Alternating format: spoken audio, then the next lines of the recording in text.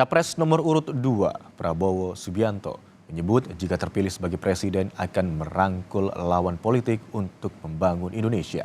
Prabowo menyebut jika ada oposisi tak masalah selama tetap mencintai Indonesia.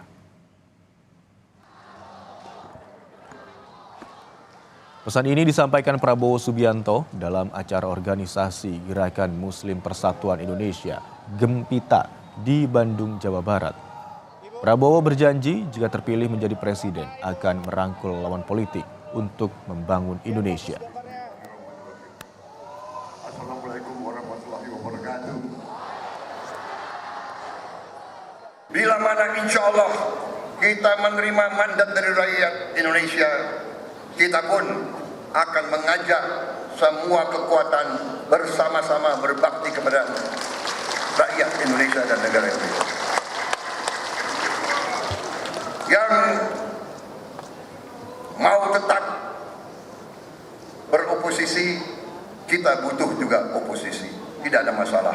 Tetapi oposisi yang cinta tanah air, oposisi yang bersama-sama mengoreksi, mengkritisi, tetapi cinta tanah air, cinta bangsa dan rakyat Indonesia